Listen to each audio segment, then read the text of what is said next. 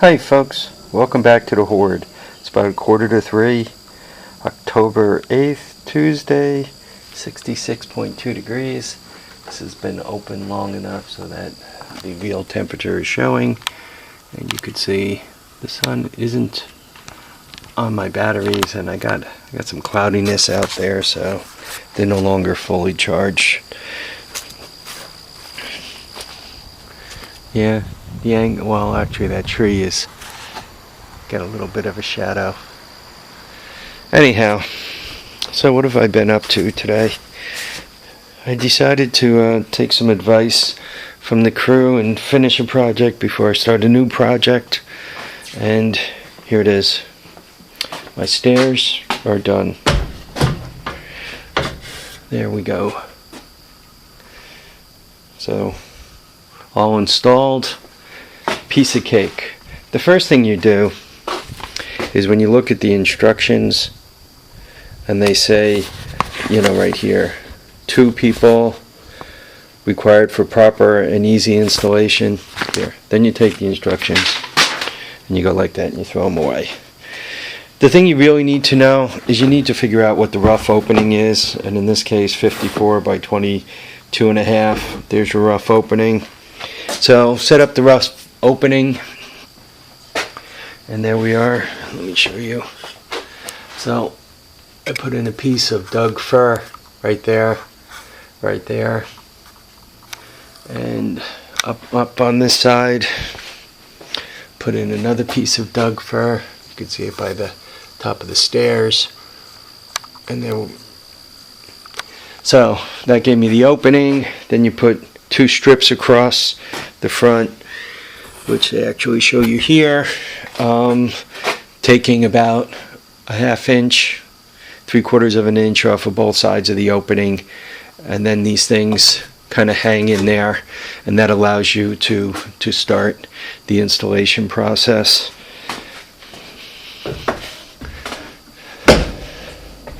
Preferences, given that I had a full 5/8 worth of space, I decided to put this right up against the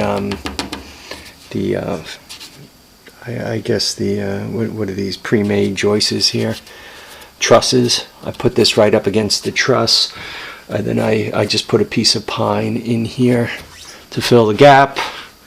First, I had to, once I had it hung up, you're able to open it up. So I put some screws in all the way around. This is a very long screw there. And not that bad. How long did it take? I don't know. I'm not sure what the time stamp was on the first video. I think it was about 10:30, so I guess I've been fooling around with this for probably about 3 hours. I probably spent another hour walking around in a circle, so it takes about 3 hours. Would have been a heck of a lot easier if there were 2 people, but 2 people, way overrated.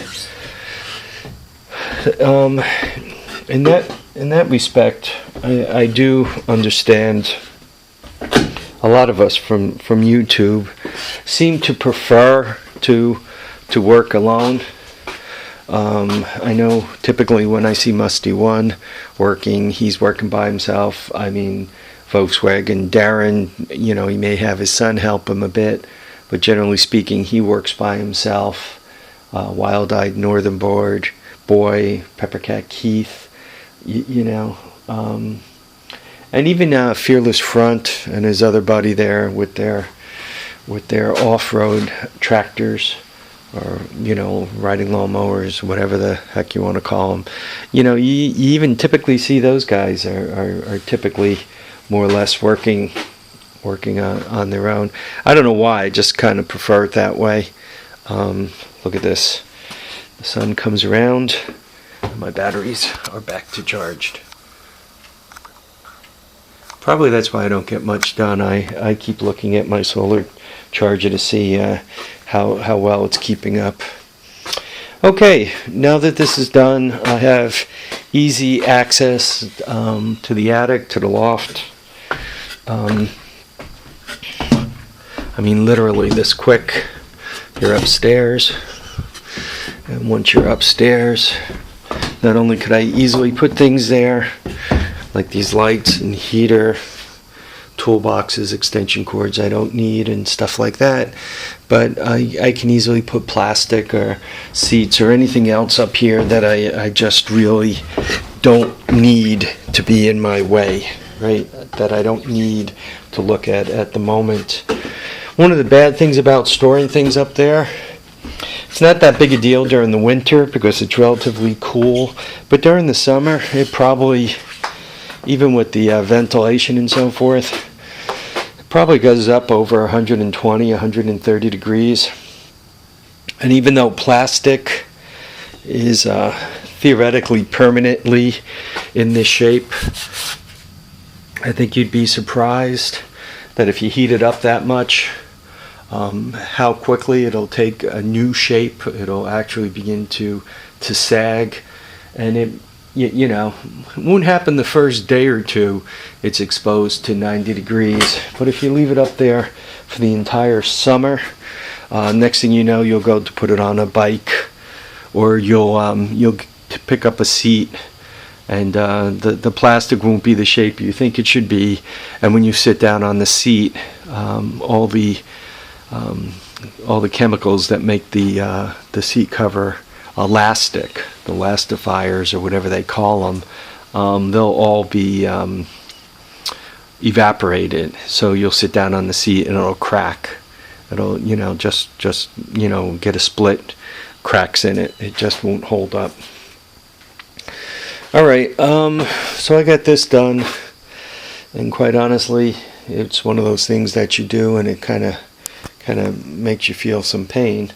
So I'm just going to kind of clean up some of this mess, and probably not too much more will be done this week. Once again, so everybody here, right, top to bottom, get kind of a shout out, right? You guys could see the names. Musty One actually got to win a big $20 bill and a Hoarding Mayhem sticker. But just so you see, now everybody just got a nice shout out. Thanks for playing. Maybe, I don't know, in video, I think I did one for video 200. Now I did one for video 400. I don't know if I'll do it for 5 or 6, but there will be another contest, probably something along those lines. I must admit, I'd have a tendency to pick a price that I would consider kind of an interesting price, an object that I didn't that it won't be like outstandingly obvious, right? I mean, if I bought a bike and it's a good runner and it's really pretty and all the other stuff, and I said, oh look, $400. Well, if she was a real pretty one and the strings there, and once again all the stickers there and all that, I'm telling you, the asking price is $400. I mean, you could guess very, very, very close to $400. But if I bring up a bike that's obviously, like the under the porch model, that's really, really in ugly shape, I could tell you the asking price is $1 million. You all should be figuring somewhere around 100.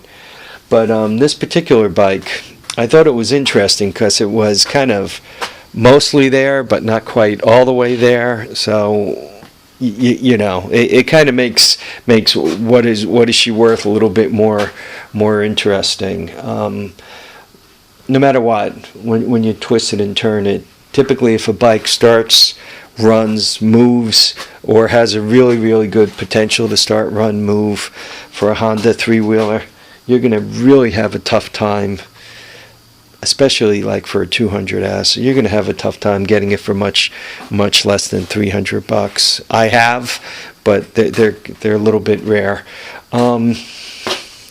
If they're really pretty, I mean, quite honestly, if I found a 200S that was like in mint condition, I'm kind of a cheap bastard, but even with that, I'd probably start crowding $400. I don't think I'd get all the way to $400, but I would start crowding it. And to that end, there is a 200X floating around. The old style. It's not one of the good ones. It's not the 86 or the 87 with the better engine, better timing chain, 6-speed. They're it's an older one, 84, 85, your standard 5-speed, and crappy timing chain in it. But it looks like it's in nice shape. I'm kind of, playing fisherman with it. I tossed the line, and I'm, kind of still reeling and unreeling, hoping to bring that one in. I'd really like to get that for under 500. Well, actually, I guess 500 is my upper limit, so I kind of have to get it for 500 or less, or I'm going to end up passing on it. Well, folks, live, love, and have a great time. We'll catch you on the next episode of The Horde. Between now and then, remember, tires down, handlebars up, and,